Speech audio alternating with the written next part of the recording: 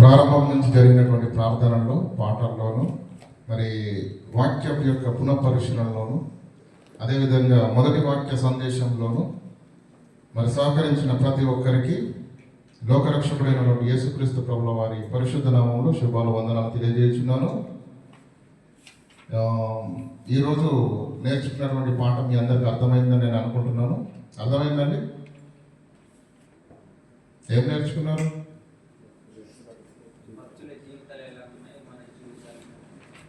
ఎలా ఉన్నాయి? భక్తుల జీవితాలు ఎలా ఉన్నాయి? 3 మాటల్లో చెప్పేస్తాను.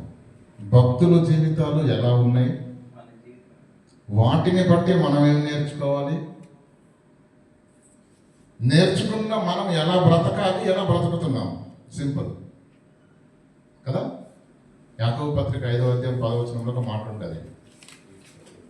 భక్తులందరి జీవితాలను దేవుని పిల్లల ముందుగా పెట్టి దేవుడు ఒక ప్రశ్న అడుగుతున్నాడు. భక్తులందరి జీవితాలను ముందర పెట్టి దేవుడు ఒక ప్రశ్న అడుగుతున్నాడు.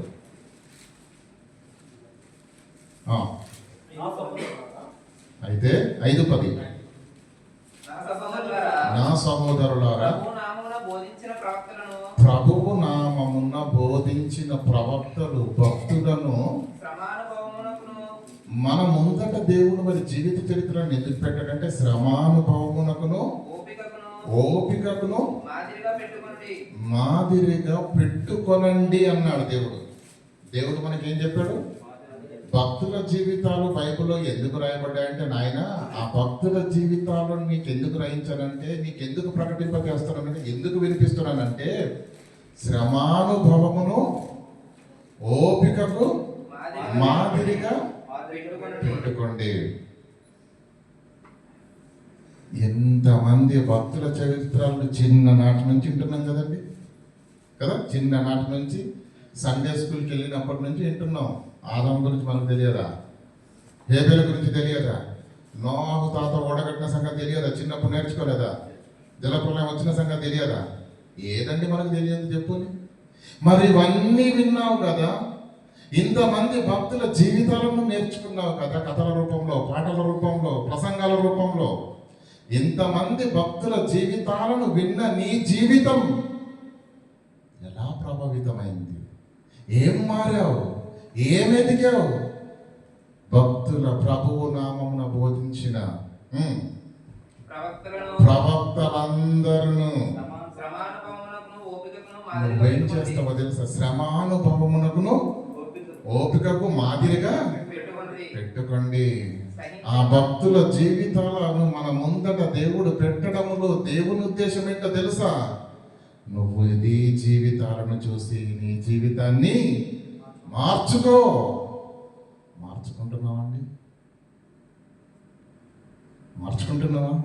నిజంగా చెప్తున్నాను ప్రియులారా, ప్రేమించడం అంటే దావీదుని చూసి నేర్చుకోవాలి. దేవుణ్ణి ఎంతగా ప్రేమించడండి ప్రియులారా. ఆ పసితనంలో పచ్చిక బయళ్ళలో ఏమండి ఆ గొర్రెలను కాచుకుంటూ ఆ కొండల్లో, లోయల్లో, తన హృదయాంత రంగాలలో నుంచి వచ్చిన పాటలు ఈరోజు నీకు వాక్యమైంది అంటే ఆ పాటలు దేవుణ్ణి ఎంతగా కదిలించాయో ఒకసారి ఆలోచించండి. అలాంటి హృదయాంత రంగాల్లో నుంచి నీ నోట నుంచి ఏ మాటలైనా వస్తున్నాయా? ఎంత విన్నా, ఇంత భక్తుల చరిత్రలు చదివినా, ఇంతగా పాడుతున్నా, యేసు పునరుత్థానము శిష్యుల జీవితాన్ని ప్రభావితం చేసింది. ప్రభావితం చేసిందంటే సంఖ్యలేసిన మన వాళ్ళు ఆగరా? ప్రభుత్వాలకు ఎదురు నిలిచి రొమ్ము విరిచి నిలబడ్డారు. ప్రాణాలైన అర్పించారు కానీ దేవుణ్ణి విడిచిపెట్టిన వారు కాదు. యేసు పునరుత్థానము వారి జీవితాలను అంత ప్రభావితం చేసినప్పుడు సంఖ్యలకు కానీ, కొరడా దెబ్బలకు కానీ, శిక్షకు కానీ, మరణాలకు కానీ భయపడకుండా ఎదురెళ్ళేంత ధైర్యము వారిలో భక్తిని నింపగలిగినప్పుడు అదే పునరుత్థానాన్ని నీకు కూడా ప్రకటింపబడింది కదా. అదే పునరుత్థానాన్ని నమ్మి నువ్వు బాప్తిసం తీసుకున్నావు కదా. కొన్ని వందల వేల ప్రసంగాలు వింటున్నాము, పాటలు వింటున్నాము, మాటలు చదువుతున్నాము. కానీ నిమ్మకు నేరెత్తినట్టుగా మన భక్తి జీవితాలు ఉన్నాయంటే ఎక్కడ వేసిన గొంగడు అక్కడే ఉందే తప్ప దేవునిలో, ఆత్మీయతలో, శ్రమానుభవంలో, ఓపికలో, మాదిరిలో ఎదిగిన వారము కాము. గనక భక్తుల జీవితాలను బట్టి మనం ఏం నేర్చుకోవాలి, ఎలా బ్రతకాలి, ఈరోజు ఎలా బ్రతుకుతున్నాము, సరి చేసుకోవాల్సిందేంటి, మార్చుకోవాల్సిందేంటి, నేర్చుకోవాల్సిందేంటి, ఈ విషయాన్ని మీరు పరిగణలోకి తీసుకోవాలని ప్రభు పక్షాన మీకు మనం చేస్తున్నాను. ప్రియులారా, మనము ఏమండి ఆ కాలంలో ఏమంటారండి, మనం పితరుల కాలంలో ఏమంటాం, అజ్ఞాన కాలం అంటాం కదా. అది అజ్ఞాన కాలమే, నేను ఒప్పుకుంటాను. ఇది విజ్ఞాన కాలం.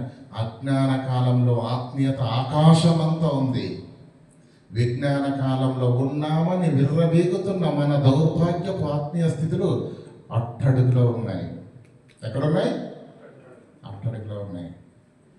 మీ అందరికీ మాట ఒకటే ఎగ్జాంపుల్ చెప్తాను. ఇప్పుడు చెప్పిన ప్రసంగం వచ్చే రోజుకు, వచ్చే వారానికి మీరు తప్పకుండా అప్పచెప్పాలని అన్నాను అనుకోండి. చెప్పండి అమ్మా, ఏం చేస్తారు? అవకాశం ఉందా లేదా మీ దగ్గర? ఎందుకు ఉన్నది? క్రీస్తు సంఘం దుబాయ్ అనేది యూట్యూబ్లో కూడా వచ్చేస్తుంది ఈ ప్రసంగం కదా. 4 సార్లు విన్నామంటే బాగుంటుంది. అదీగాక మన అన్నయ్య రవి గారు ఏం చేస్తారు, వాట్సాప్లో మెసేజ్ పంపించేస్తారు. అది ఉంది మన దగ్గర. అయితే వీడియో కాకపోతే ఆడి ఒకసారి కాకపోతే 4 సార్లు వింటాం, మరలా అప్పచెప్పేస్తాం కదా. ఎంత సౌకర్యం అండి ఈరోజు. ఒక్కసారి ఆలోచించండి. 2000 సంవత్సరాల క్రితం కనీసం మైక్ ఉందండి? యూట్యూబ్ ఉందా? వాట్సాప్ ఉందా? ఫోన్లు ఉన్నాయా? మీడియా ఉందా? కనీసం మైక్ ఉందా? తండోపతండాలుగా వచ్చిన జనులకు గొంతులో తడి ఆరిపోయేంత వరకు అరిచి చెప్పాడు యేసుక్రీస్తు. ఆ చెప్పిన మాటలను వీడియో రికార్డ్ చేయలేరు. అప్పుడు చేశారా? ఆడియో రికార్డ్ అంతకన్నా చెయ్యలేదు. పేపర్ల మీద రాయలేదు. ఆ మాటలను గుండెల్లో రాసుకున్నారు వాళ్ళు. యేసు చెప్పిన ప్రతి మాట, అపోస్తలుడు చెప్పిన ప్రతి మాట చదువు ఎక్కడదండి అప్పుడు? టెక్నాలజీ ఎక్కడండి అప్పుడు కదా. అజ్ఞాన కాలంలోని ఆత్మీయ జీవితాలు వెలిగాయి. కారణం, చెవులతో వినలేదు వాళ్ళ వాక్యాన్ని, హృదయాలతో విన్నారు. కనుకని చెప్పబడిన ప్రతి మాట వారి హృదయాంతరంగాల్లో నాటింది. మనకు చెప్పాలి, మనకు కాస్త ఏంటి ధైర్యం ఎక్కువ కదండి. ఇప్పుడు తర్వాత వింటానులే నేను అనుకుంటా. ఇప్పుడు నేను తర్వాత వింటానులే, తర్వాత ఇంటికి వెళ్ళిన తర్వాత సాఫిక్గా విందాం అనుకుంటాను. ఏదో ఫోన్ వస్తుంది కదా, అలా డైవర్ట్ అయిపోతూ ఉంటాం. వినేటప్పుడే హృదయాలను తెరిచి వినండి. వీడియో రికార్డింగ్, ఆడియో రికార్డింగ్ నీకు అవసరత ఉండదు. కానీ మనం ఇక్కడే తప్పుడు చేస్తాం. ఎప్పుడైతే నీ హృదయంలో వాక్యము నాటబడుతుందో, నువ్వు ఎప్పుడైతే జాగ్రత్తగా వినవో అప్పుడే వినవు. అపవాది కావాల్సింది అదే, నువ్వు చేస్తున్నది అందుకే ఆధునిక యుగములో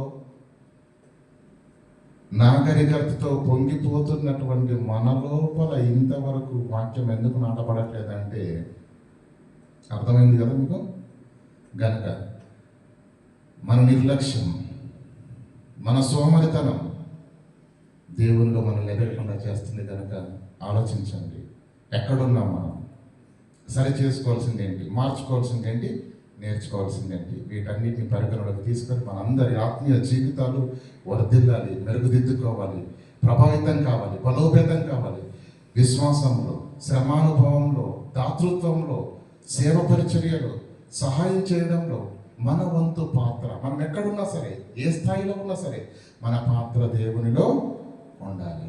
కనుక అట్టి విధమైన మనస్సు, ప్రేరేపణ, సిద్ధపాటు కలిగినటువంటి జీవితాలు దేవుడు మనందరి జీవితాల్లో దయచేయను గాక.